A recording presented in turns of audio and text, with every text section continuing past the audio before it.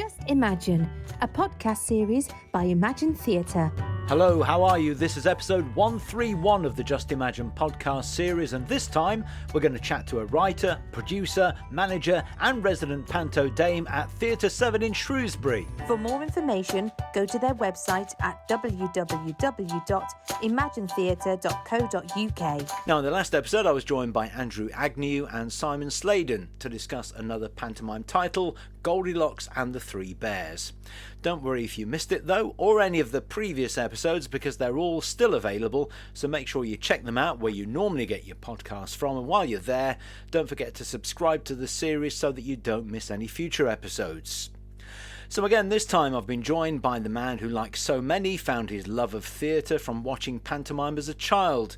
Since then, he's worked in stage management, as a producer, as a writer, and as a pantomime dame. Firstly at the Cambridge Arts Theatre, and for the last 15 years, I think, at Theatre 7 in Shrewsbury. Brad Fitt, how are you? I'm very well, Martin. Thank you very much for having me. Can I just confirm it is 15 years in Shrewsbury? It is 15 years. This year will be my 16th year in Shrewsbury, but my 15th panto because of the year that we didn't have a panto, the COVID year. But I did do a panto themed show that year, so 16 years but 15 pantomimes. So you're out doing panto in the West, but you were born in the East, and you're a Norwich boy, aren't you? Yes, born in Norwich in 1975. I lived there most of my life, apart from when I went to drama school in Bristol, and then after leaving Bristol went to London because that's where all the work was. But for the last 10, 15 years I was living in Norfolk, North Norfolk, and just a couple of years ago we moved to Shropshire. So was there any influence in the family, any sort of theatre background, any other performers or anybody involved in the theatre that you knew at the time? No, I was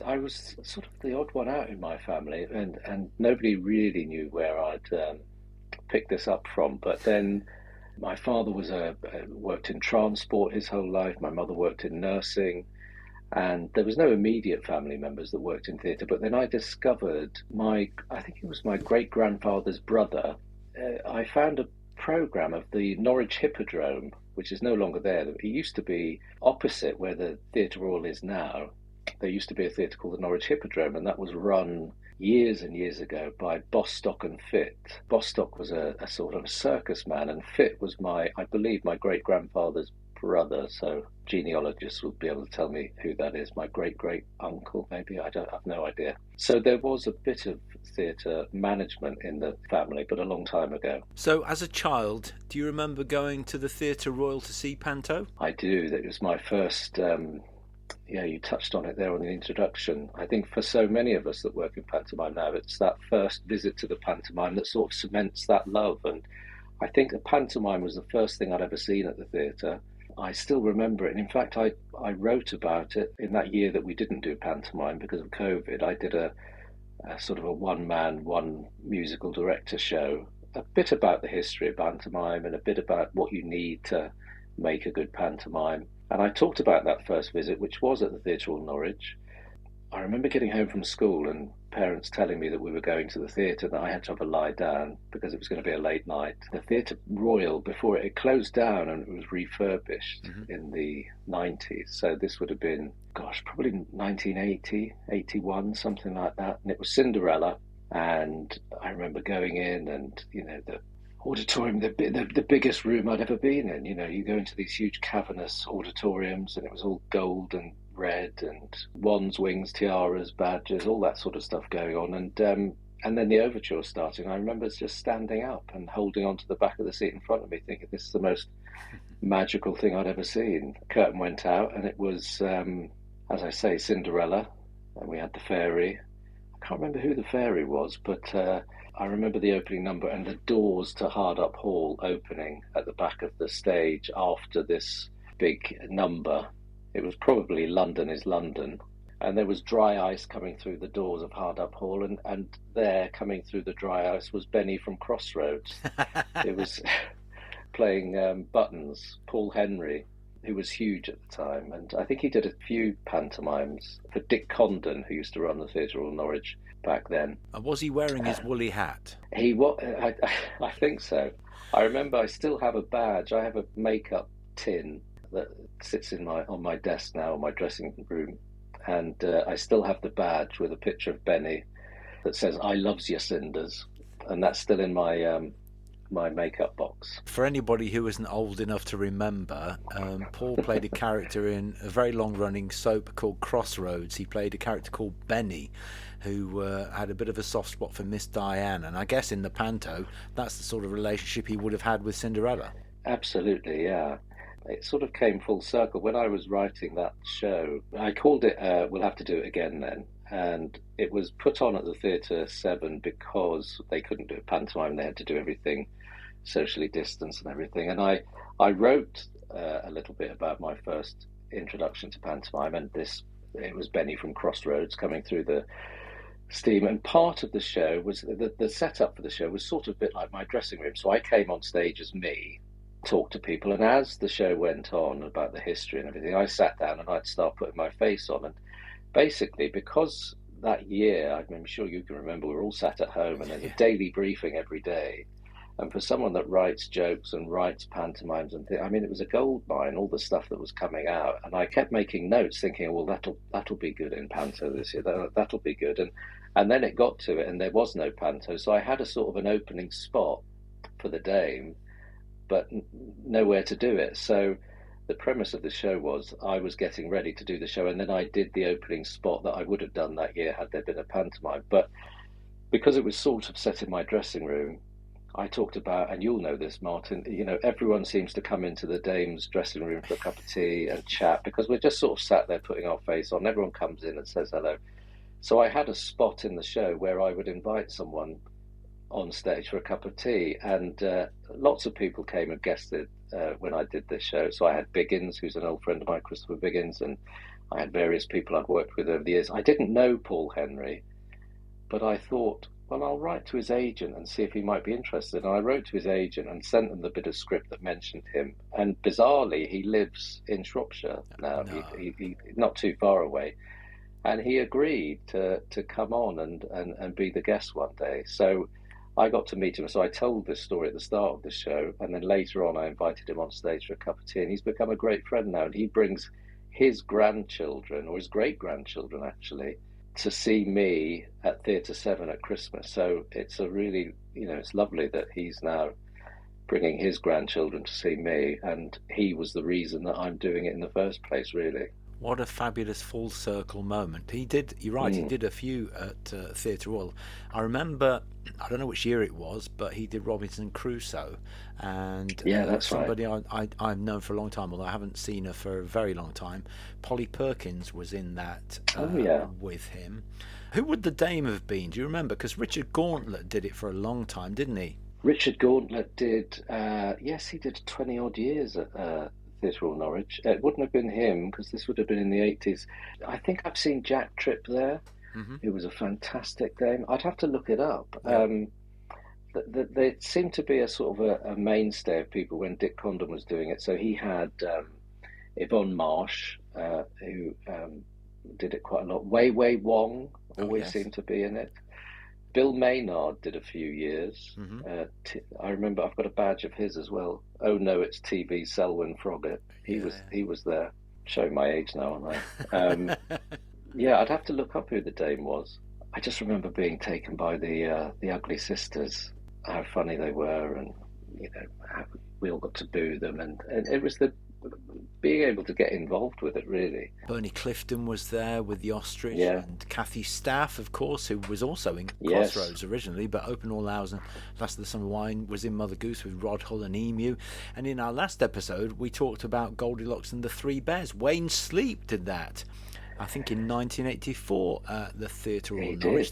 Was it a sort of annual trip for you as a child every year to go and see it? It was, yes. I never knew what I wanted to do when I left school, but I loved the theatre. We went to that pantomime every single year. And when I was coming up to leaving school, I still didn't have an idea what to do. That was the time where you used to have careers advisors that would talk to you about what you wanted to do. And we had to fill in this questionnaire on an old BBC computer. You had to sort of tick certain things and answer questions, and it gave you a printout, and it told you basically what you should be. what a good career would be. And mine came out and it said I should either be a policeman or a cabinet maker. And I thought, well, I didn't really fancy either of those things. But a great careers advisor that I had said, I think you'd really enjoy television. So I think you should go on and do media studies. So without knowing what else to do, I applied to do media studies at City College, Norwich. Got there and realised that I didn't really enjoy media studies that much. But the Theatre Royal Norwich had just reopened under a man called Peter Wilson. And I got a job there. They were looking for people in the evening. I got a job as an usher. Got to see so much more theatre and stuff. And it was through that job that I realised that actually, because I was quite a shy child, and the thought of standing on stage in front of people was, a terrible idea for me. And working front of house, I then started doing a bit of backstage work and realised that there was a whole other world of jobs in theatre that didn't involve being an actor. So I thought stage management is what I'd like to do. So I applied to Bristol Old Vic. But my first job in pantomime came because Peter Wilson, who he used to run Theatre Royal Norwich, but he also had a company in the West End called PW Productions. And I became head usher. I clawed my way to the top. So rather than being in the foyer selling programmes, I used to count them into piles of 25 and give them to other ushers to sell. And I used to have a little booth in the foyer at the Theatre Royal Norwich, and behind me there was a wall that used to be able to fit 3 posters and a row of leaflets in this frame. And each week I would have to put up the following week's shows. And this became very boring. So I started cutting them up and making 3D things. And I did a big kick line of Tommy Steele's that did a kick line when you pulled a little bit of string. And I made a 3D Audrey 2 for Little Shop of Horrors. And Peter saw this one day and said, "Who did that?" And I thought I was in trouble, and I said it was me. And he said, "We're looking for someone to help the prop maker for the pantomime that year. Would you be interested?" And I'd left college, and I thought, yeah, I'd love to. So I fell into becoming a prop maker, and I was making props for, it was Aladdin, and it was Christopher Biggins was Twanky, Victor Spinetti was Abanazar. It was a great cast, and when I finished that, they were all rehearsing, and then when it went into technical rehearsals and they got on stage, the ASM, the assistant stage manager, was taken ill and couldn't then do the contract. And because I'd just finished being a prop maker, they said, "Would you step up and be the ASM?" I had no idea what it meant, but I just jumped at the chance. So I became the ASM for that pantomime. That's where it all started, really. And I thought, no, this is what I want to do. I want to be a stage manager.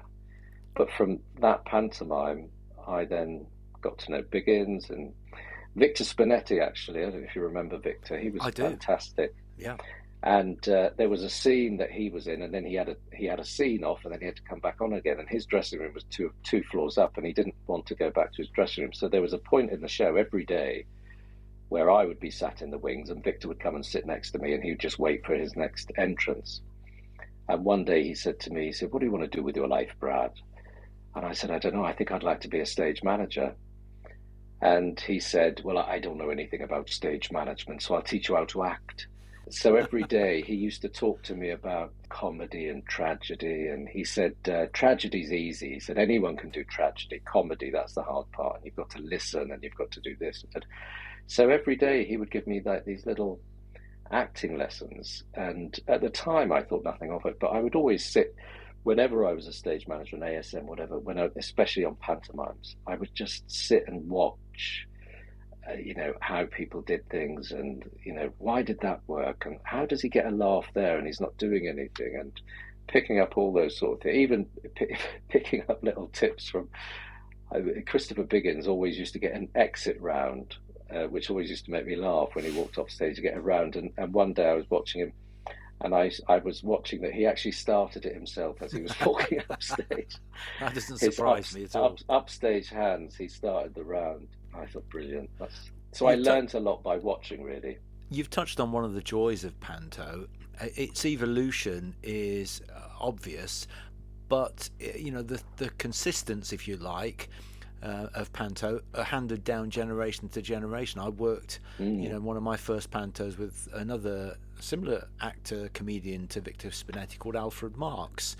Oh, The wonderful. stuff that you learn from people like that is incredible. That's why Yeah. Panto, one of the reasons anyway, why Panto has survived, because the traditions are passed on, the disciplines are passed on, and you learn so much, don't you? Absolutely. It is amazing. Alfred Marks was one of the greatest Abenazers, wasn't he? Yeah, he was Um, Abenazer with me, yeah. yeah, he was famous for that. But he was, yeah.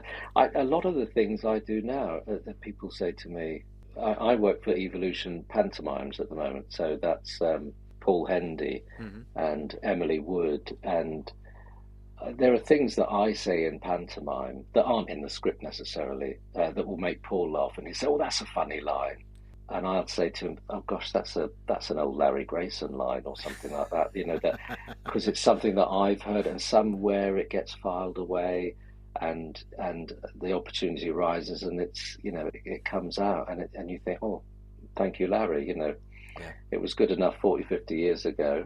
Look at the It's good mucking enough here. now. Once you trained at Bristol Old Vic, I think your relationship Mhm. with Biggins continued, didn't you? I think you were a company manager, weren't you, for a while? I was a company manager. I moved pretty quickly from assistant stage manager, which is the person that runs around setting props and things like that, to deputy stage manager, which is the person sat on the script, queuing everything. And I didn't really enjoy that too much. And then I moved on fairly quickly to company manager. So you are the easiest way to say what a company you're the sort of connection between the company and the production company. So the company of actors and dancers, musicians, and the production company. You're that sort of linchpin that deals with both and makes sure the show runs well. And you're very important as well because you pay the wages and work out all that sort of stuff. But I did that, and I was his company manager for several years. He did 5 years writing and directing at Cambridge Arts Theatre, and I think I did the last 4 years for him. And when I was there, one of my jobs was to get together the hellos and birthdays requests from front of house, and I would type them up for him, print them out in a nice large font so that he could read them. Mm-hmm. And some days I'd see a group of people in or something, and I'd think, oh, that would be funny if he said, we've got this group in, and then whatever the joke may be, so I would type it in for him, and then he started saying, oh, I like those little joke things you put in, so if you ever think of anything, put it in. So I started doing that, and then started offering him the odd joke for the show, and said, oh, why didn't you try this bit when you walk on or whatever. So I started doing that for him. So then when he left Cambridge and moved on, the then theatre manager of Cambridge Arts Theatre, which was a guy called Ian Ross, he asked me if I would write the following year's pantomime. And I said, well, I've never written. He said, well, you used to do bits for Chris. So I went off and I wrote Act One. I think it was Jack and the Beanstalk was the first one I wrote. So I wrote Act One, sent it off to Ian. He said, yeah, that's great, finish it. And so I wrote Act Two. And when I'd handed that in, so I suddenly fell into becoming a pantomime writer. And then once I'd written it and sent it in to him, he said, do you want to direct it? And I said, well, I don't know. He said, it's easy. He said, you've written it, so you know what happens in your head. So you've just got to tell the actors now what to do. So I then fell into that, and I did that for about 4 or 5 years, writing and directing. And then we came around to Cinderella again, and I'd sort of become known in Cambridge with my a guy called Scott Ritchie, who was the choreographer that I worked with. We'd sort of built up Cambridge to quite a popular pantomime, and the numbers had gone up, and we were sort of known in Cambridge, nowhere else, but we were sort of known in Cambridge. When it got to Cinderella, he said, why don't you and Scott play the Ugly Sisters? And Scott thought it was a great idea. He was all for it because he'd been a performer anyway, trained as a dancer, was a performer, and thought that would be fun. And I, who'd never been on stage, thought, that's a ridiculous idea. I'm not going to do that. But they kept asking. I thought to myself, nobody's ever going to ask me to do this again. I love pantomime. So when we were auditioning Cinderellas, I wrote a scene with the Uglies and Cinderella, and I thought, well, when we do the auditions, Scott and I can just read in the Uglies and do that, and I'll get a feel for it and see if I'm. So we did that, and I thought, go on then, I'll do it. And very quickly they got us on the posters, because I suppose there's no going back after that. And that was it. I was so I found myself playing Dolce hard up. We were Dolce and Gabbana that year, and I did that, and I got a very nice review. I got picked out in the Sunday Telegraph as one of the best uglies that year, alongside Matthew Kelly. We weren't working together, obviously, but they picked us two out as the best uglies. And they asked me to come back the next year as the Dame in Jack and the Beanstalk. So I played Dame the next year, and that was it. If you remember Billy Dainty, he once said to someone, "Don't ever put a frock on in pantomime, because if you make a half decent stab at it, you'll never get out of them." So I often think of that. So I was obviously half decent, and apart from one year where I played buttons, I've never got out of the frock. So what was the experience like the first time? I mean, obviously Dame is very different to playing Ugly Sister, but that very first panto, given that you'd never performed before, what was it like as an experience? Before I went out, I remember I still know the man that used to be the theatre manager at Cambridge Arts Theatre. I saw him not long ago, and Scott and I made our entrance through the rear auditorium. The Cambridge Arts Theatre at that time had two aisles down the side of the stalls up onto the stage, and we were going to make our entrance there, and we opened with a number which was Beauty That Drives a Man Mad from Some Like It Hot. And I remember standing there on the first show. I'd never been on stage in front of an audience before in my life, and I was stood in the sort of little vestibule bit waiting, and I could hear Matt Crosby, who was playing buttons, doing his patter stuff, and he said, "Oh no, here they come." And I heard the band start up, and I thought, right, well, this is it. And my neck had disappeared. My shoulders were so high up by my head. And I thought, right, here we go. And I went down, but as soon as I got on stage and I came into the song at the right point, and I thought, right, okay, well, that's that. And I did the number, big round applause, went into it. I was nervous to go out, but once I was out, I was absolutely fine. And I think it's because I'm so far removed from my character.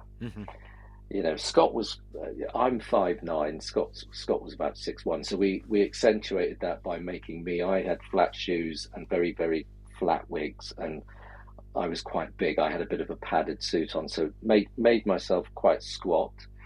We made him very, very tall wigs, tall shoes, and very thin. So I didn't feel like me. I had a face full of makeup, you know, I've got this padded suit on, not my voice, obviously. So it didn't sort of feel like me, so I wasn't really nervous. Once it started, I wasn't nervous, and thankfully, touch wood, I've not been nervous since. I find it very comfortable thing to do. Well, there was no looking back, that's for sure. From that very first one, you've not really stopped, and I guess that's the same really with the writing, because you've never really stopped writing either, have you?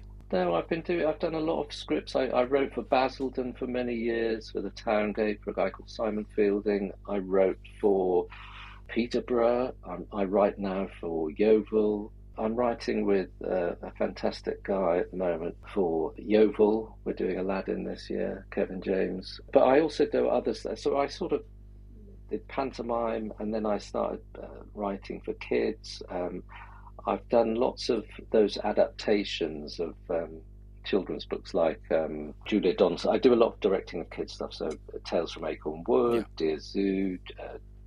I've just adapted it last year, Pirates Love Underpants. So yeah, I do a lot of writing. I know that because 2 or 3 of those at least have been to Curve in Leicester, of course. That's right, yeah. That's where we know each other from, isn't it, Leicester? It is. But the interesting thing is, with the panto thread, you know, that you've managed to do all of this at the same time, direct, write, be Dame, work backstage as well, company manager. And that's not something that most people will ever get a chance to do. They generally specialise, don't they? Yeah. No, I've been very lucky. I've sort of fallen into a lot of the things I've ever done.